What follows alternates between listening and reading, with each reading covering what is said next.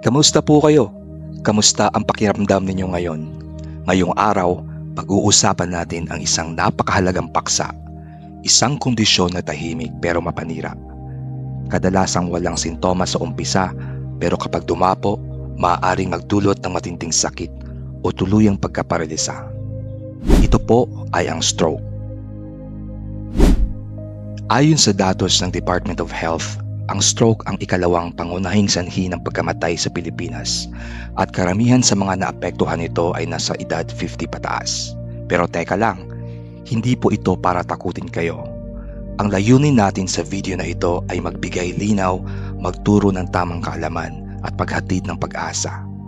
Dahil kapag alam natin kung paano ito nangyayari, ano ang mga palatandaan at ano ang dapat gawin agad, makakaiwas tayo sa mas malalang kalagayan. Kaya huminga po kayo ng malalim at sama-sama nating alamin. Ano nga ba ang stroke? Bakit ito nangyayari? Paano ito maiiwasan? At ano ang dapat gawin kapag may inatake ng stroke sa harapan natin? Ano ang stroke? Isipin ninyo ito. Parang ilog na dumadaloy sa ating katawan ang dugo. Sa ilog na ito, may dala-dala itong oxygen at sustansya na kailangan ng bawat bahagi ng ating katawan, lalo na ang utak. Pero paano kung biglang may bato na humarang sa ilog? O kaya'y biglang may pumutok na bahagi ng ilog at pumaha? Ganyan po ang nangyayari kapag na-stroke ang isang tao. Ang stroke ay isang biglaang abala sa daloy ng dugo sa utak. Kapag hindi umabot ang dugo sa utak, nagkakaroon ng pinsala. At ang mga parte ng katawan na kontrolado ng bahaging iyon ng utak biglang humihina, naninigas, nawawala ng pakiramdam, minsan hindi na nakakabawi. May dalawang klase ng stroke. Ischemic stroke. Ito po ang pinakakaraniwan. Nangyayari ito kapag may bara sa ugat papuntang utak, parang traffic sa daan ng dugo. Hemorrhagic stroke. Ito naman ang mas delikado. Kapag pumutok ang ugat at dumugo sa loob ng utak. Kwento ng isang pangyayari. Alas 5 ng hapon sa barangay San Rafael, si Mang Ramon ay nakaupo sa labas ng kanilang bahay, nagpapahangin. Biglang napansin ng kanyang asawa, si Aling Cora, na parang nang lalambot si Mang Ramon. "Ramon, ayos ka lang?" tanong niya. Hindi na makasagot si Mang Ramon. Nakayuko lang. Tumutulo ang laway sa kaliwang gilid ng kanyang bibig. Nang lapitan niya, napansin niyang hindi pantay ang mukha nito. Hindi rin ito makagalaw ng maayos. Nang tanungin niya kung kaya pa nitong itaas ang kamay, isa lang ang naiangat. Isa na natiling nakabagsak. Agad niyang naalala ang itinuro sa health seminar. FAST. Face, arms, speech, time. Face, hindi pantay. Arms, hindi maitaas pareho. Speech, hindi makapagsalita. Time, oras na para tumawag ng tulong. Wala siyang inaksayang sandali. Tinawagan niya ang barangay at ang ambulansya. Sa loob ng 20 minuto, nadala si Mang Ramon sa ospital. Dahil mabilis ang kilos, nakaligtas siya. Ngayon, nagsasalita na ulit si Mang Ramon. Unti-unti na ring nakakagalaw at ang sabi ng doktor, buti na lang maaga siyang nadala rito. Mga babala ng stroke, FAST. Mga kaibigan, tandaan po natin ang acronym na ito, FAST. Ito po ang pinakamadaling paraan para matukoy kung may stroke na ang isang tao. F, face. Patignan ng mukha, may pagkahila ba sa isang bahagi? Parang hindi pantay? A, arms. Pakiusapan siyang itaas ang dalawang braso. Kaya ba niyang iangat pareho o isa lang ang naiwan? S, speech. Ipasabi ang isang simpleng pangungusap tulad ng, "Magandang umaga po." Malinaw ba ang kanyang salita o malabo, palya o walang tunog? T, time. Time to call emergency. Agad. Bawat minuto ay mahalaga. Kapag tumagal, mas malala ang pinsala sa utak. Ano ang dapat gawin? Kapag may hinala kayong stroke, huwag nang magdalawang isip. Tumawag agad sa emergency hotline. Huwag munang painumin ng tubig. Huwag pakainin. Huwag patulugin. Bantayan ng kanyang paghinga. Tingnan kung conscious pa siya.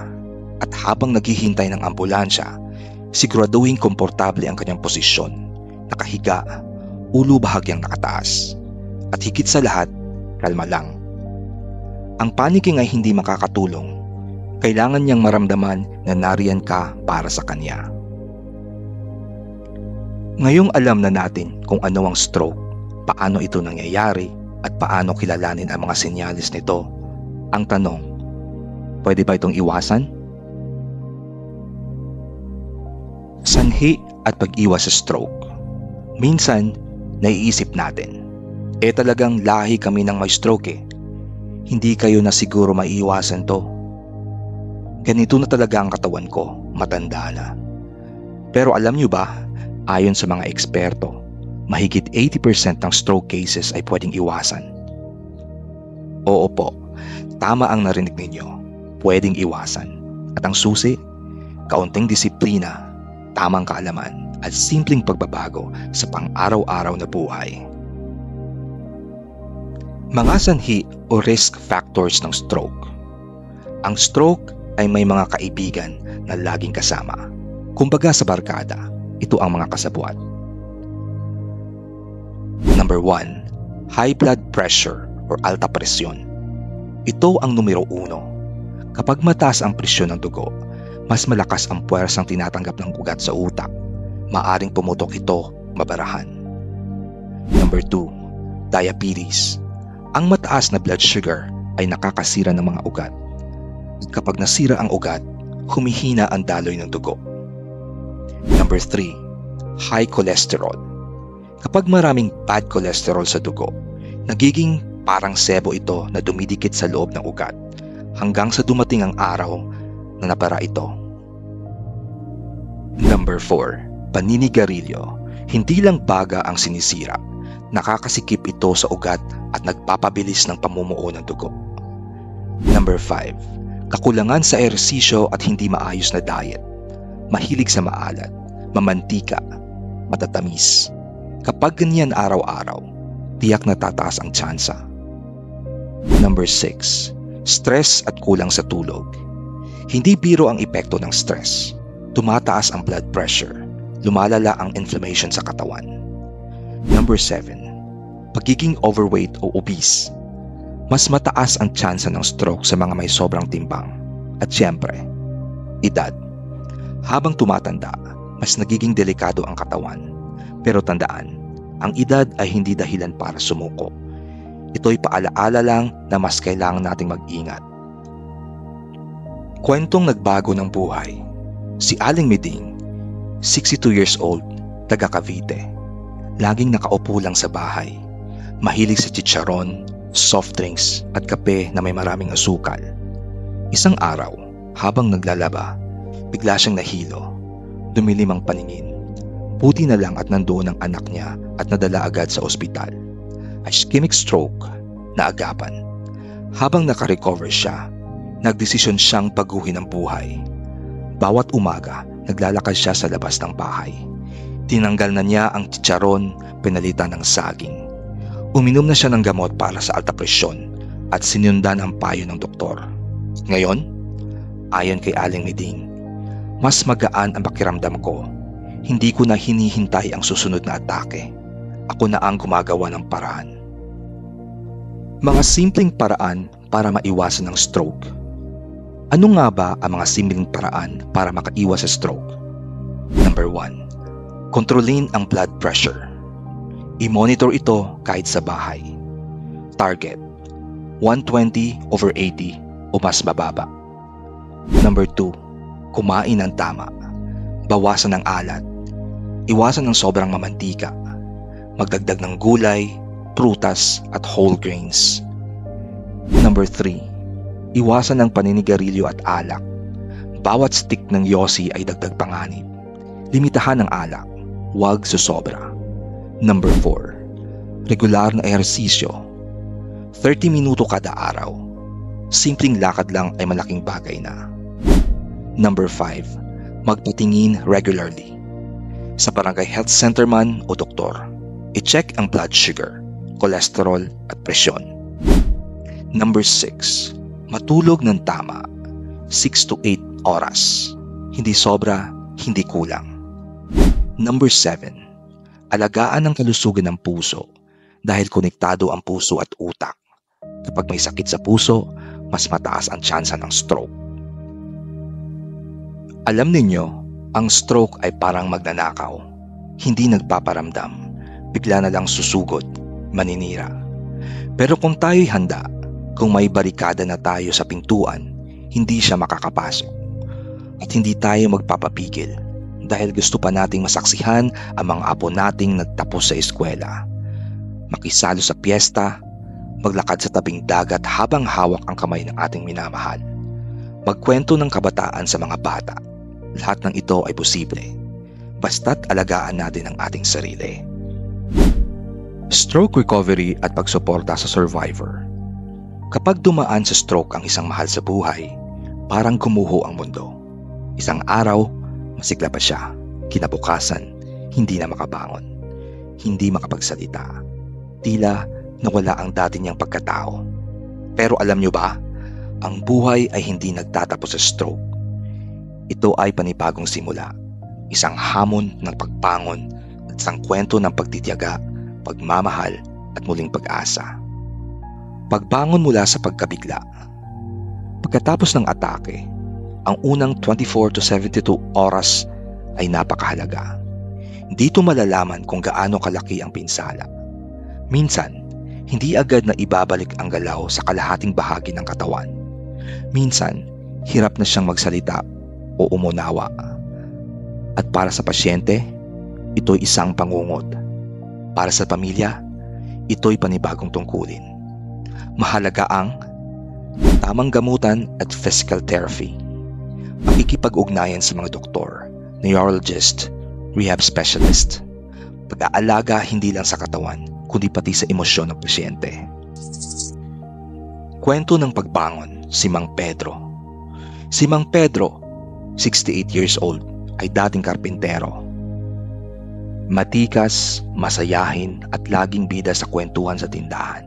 Isang umaga, habang kumakain ng almusal, bigla siyang hindi makapagsalita. Tuloy-tuloy ang laway sa gilid ng bibig. Nang subukang tumayo, bumagsak siya. Stroke. Sa loob ng 2 buwan, hindi siya halos makapagsalita. Halos hindi rin makagalaw. Pero alam nyo kung ano ang nagbago sa lahat? Si Aling Rosa, ang asawa niya. Araw-araw pinapakain siya. Pinapaalalahanan na kaya mo yan. Hinahawakan ang kamay ni Mang Pedro habang pinapagalaw ang mga daliri. Tinuturuan siyang bumigkas muli ng mga salita. Pedro. Buwan ang lumipas. Hanggang sa isang umaga, binigkas ni Mang Pedro ang unang niyang salita. Salamat. At sa araw na iyon, umiyak si Aling Rosa. Mga paraan para suportahan ang isang stroke survivor.